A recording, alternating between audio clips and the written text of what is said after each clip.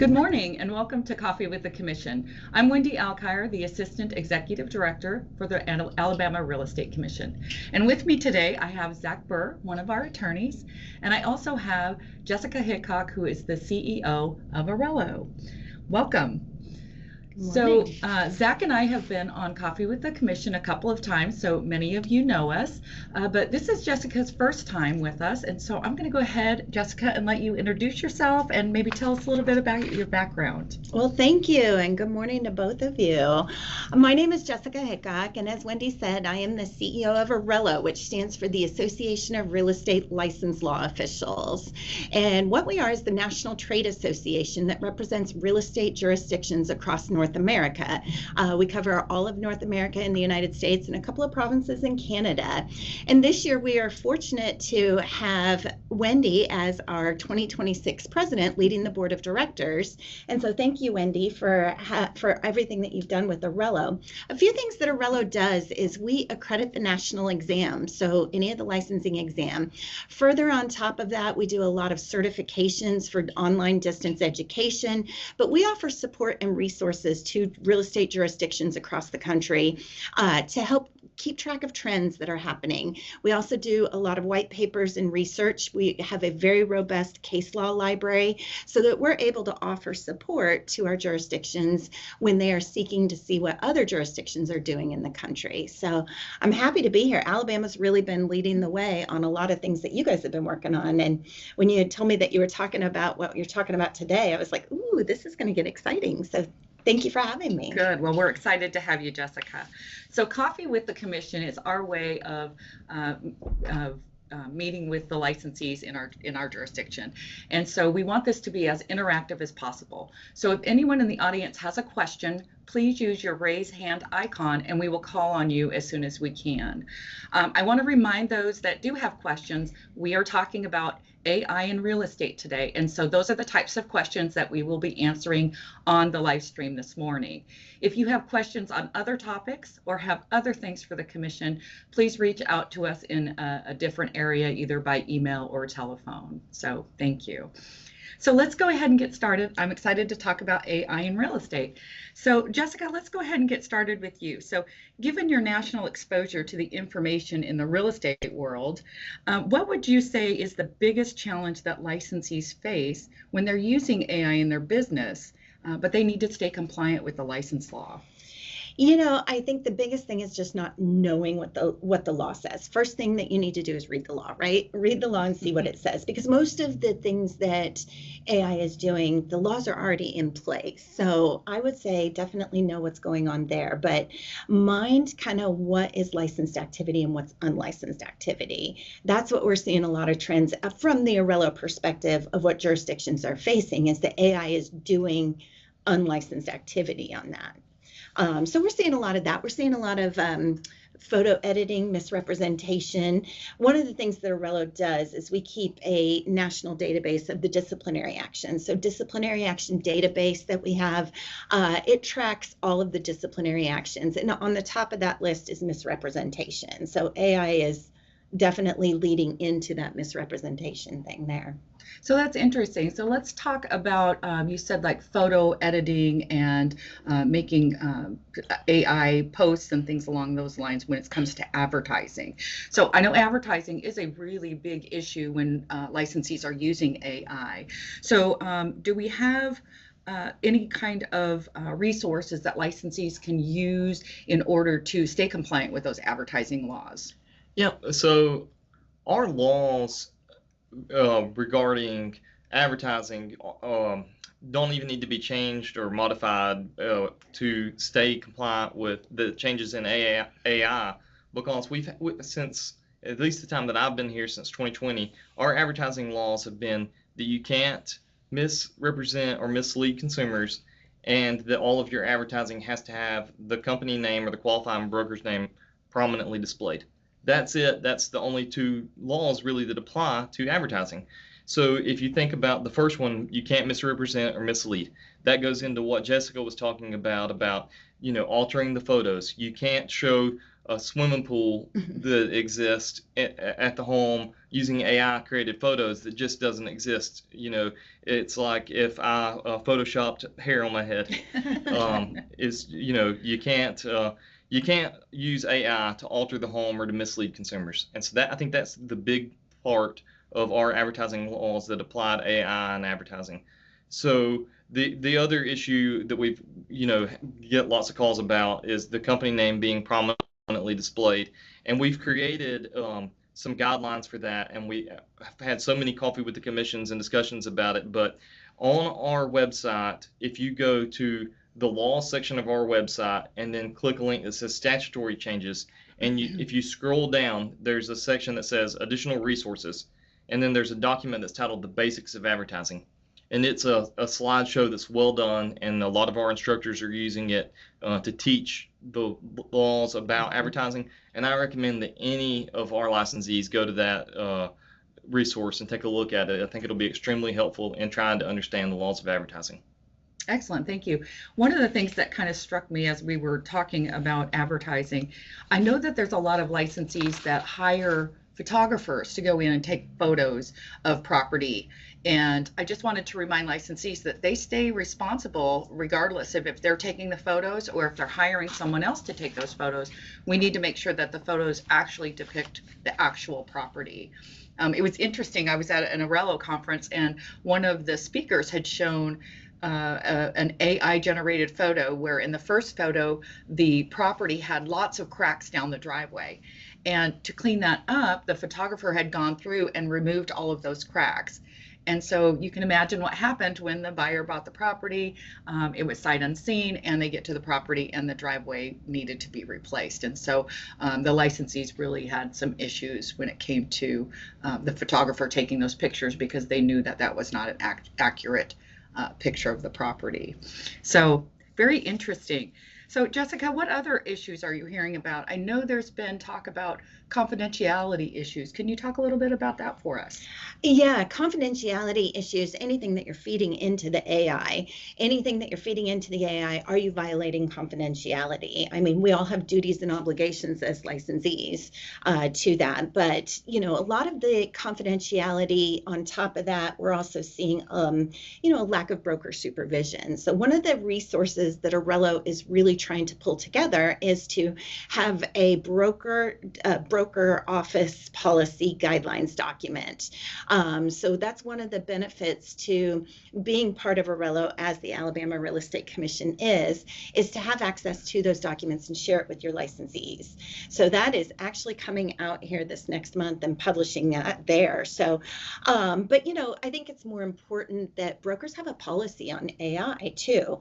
Protecting confidentiality is, yes, first and foremost, but disclosing that you're using AI is extremely important as well. But having a policy for how you handle that confidentiality or handle that, the way you're disclosing it is always really good too. So excellent. You'd agree, right? So Zach, what advice would you give to Alabama licensees regarding using AI and keeping things confidential? Right. Of course, our laws require confidentiality of your client's information.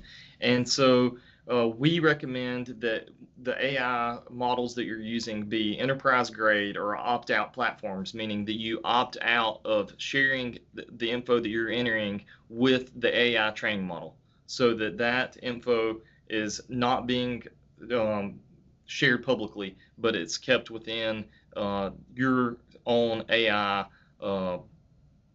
created login, so that other people are not getting the information that you're feeding into AI. I would probably go a step further than that, and I still probably wouldn't enter in clients' personal identifying information like their social security numbers or something that's extremely private. I have sure, it says that it's not sharing it as with others, but just be very careful when you're entering in your client's protected information like social security numbers, financial data, that you're doing all the measures to make sure that that's being safeguarded and not shared with other people. Absolutely, and it's so easy for all of us. I've done it myself. You get online and you just want to look something up really quickly, and just taking that extra second to think, is this something that should be kept confidential, and changing it so that you're not putting in the actual data. So Yeah. good. That's good advice. So Jessica, you had mentioned something earlier about crossing over into unlicensed activity, and that's something that I've heard a little bit about, but licensees are using chatbots more and more in their business. So can you tell us a little bit about what's going on out there? Yeah, we're seeing a lot of chatbots that are coming onto the market, whether it's the brokerage that's creating a chatbot, or maybe even we're seeing a lot of commissions create a chatbot as well. And what the most important thing to know when creating a chatbot is it advising or is it assisting? If your chatbot is assisting you and pulling information to answer a question, or is it advising you? Because there's a fine line about what licensing activity is, what the license activity is, what unlicensed activity is. And again, I'm going to go back to make sure you read the statute of what that is. What do the rules say about what's unlicensed activity and what's not?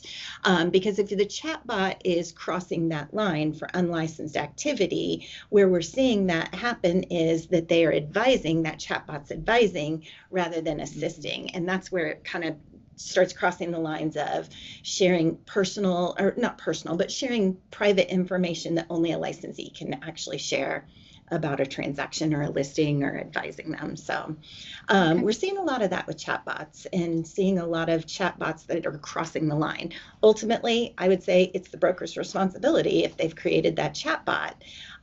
So you want to make sure that your chatbot is trained well.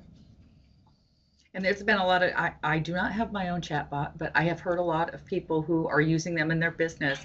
And it's interesting to hear how they train their bot to actually keep the lines of unlicensed activity versus licensed activity. And so, Zach, are we seeing that as an issue in Alabama? Yeah, we do have licensees that are using chatbots, and we've gotten calls about that, and licensees asking for advice on how to use it and what to do and where the guidelines are.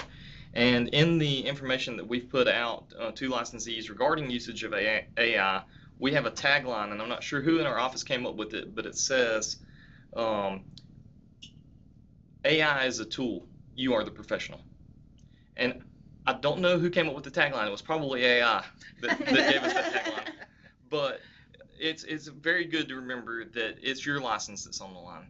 And so if you're using a chatbot to give consumers another tool to use, then just know that like you said, it better be very well trained not to blur the lines and not to go into giving advice. If an unlicensed assistant can't do it, neither can a chatbot. Good and interesting. Before we go on, are there any questions out there from our audience?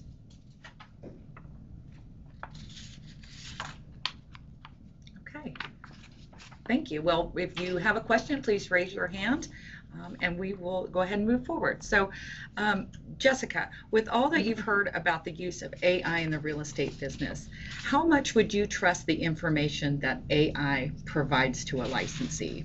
Ooh, that's a tough question. I think we should be living in a society that's trust but verify in everything that's coming out. As far as, Wendy, I don't know if I could answer the question as far as how much I would trust it, because it all depends on what's feeding that AI, as we've talked about. So in trusting it, you do need to verify the information, verify everything that's coming out of the outputs of that AI. That's a lot of what that is.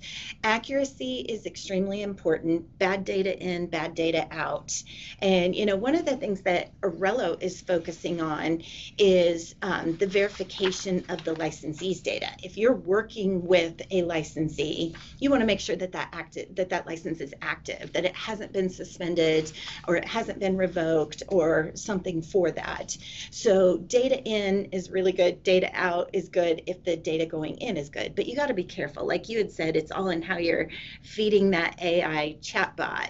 If you're feeding the AI chatbot with everything from your grandmother's recipes all the way up to what the statutes say in that, and then you ask that chatbot or something, what does the Alabama law say about so-and-so? when it comes back and says that, well, you have to make sure you turn your Instant Pot on to cook the chicken breasts okay, you got to verify that information. So, it's all in what you feed, that accuracy of the data coming out. It needs to be, you have to trust, you can trust it, but you have to verify it.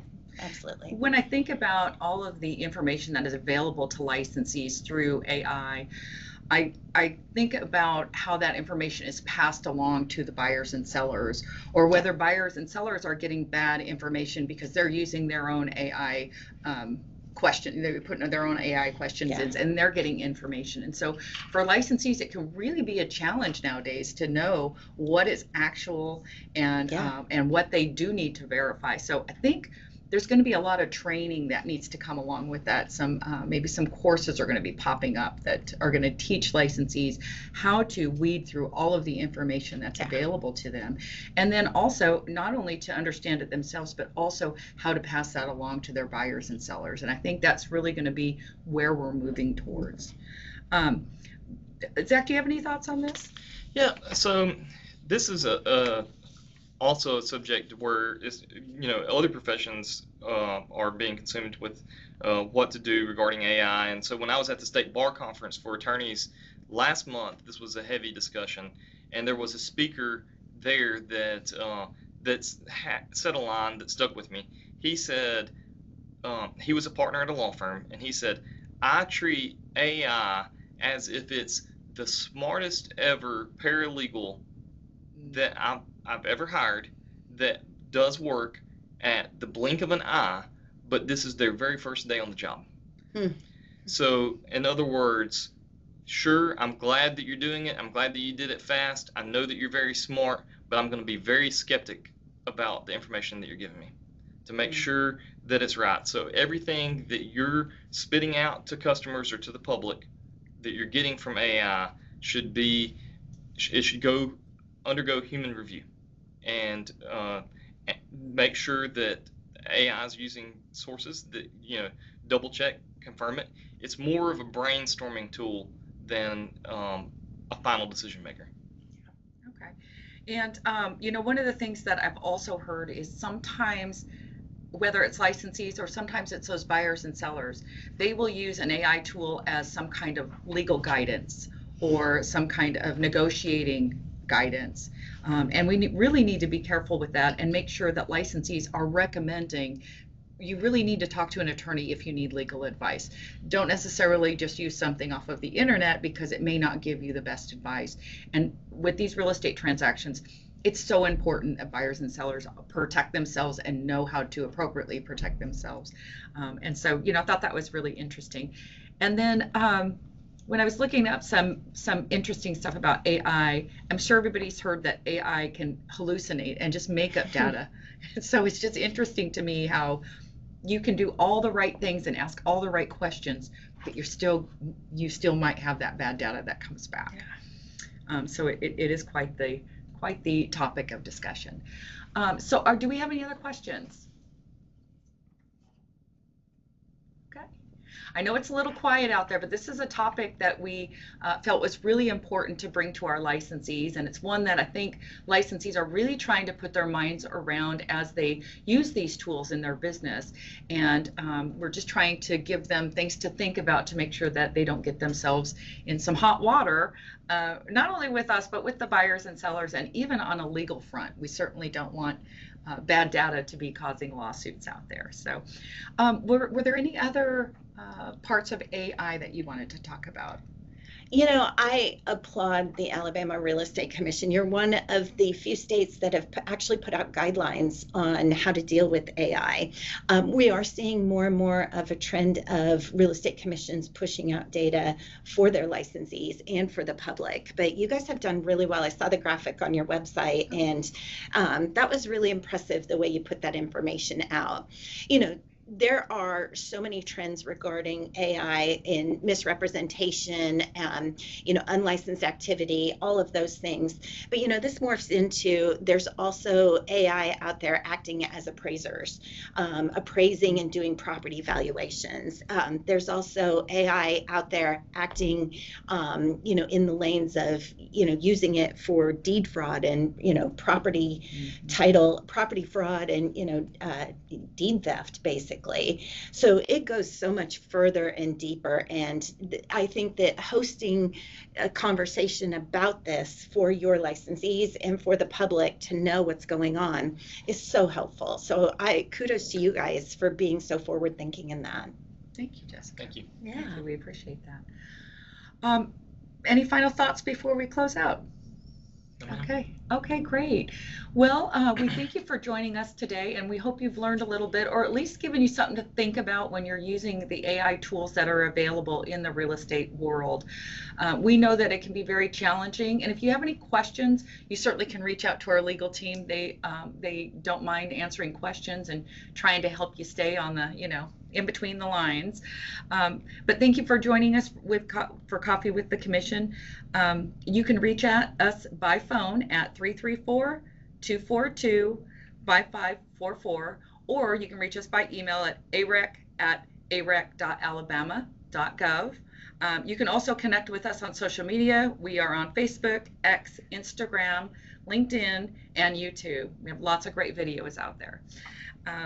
So please stay in touch, and thank you for joining us, and we will see you next time on Coffee with the Commission.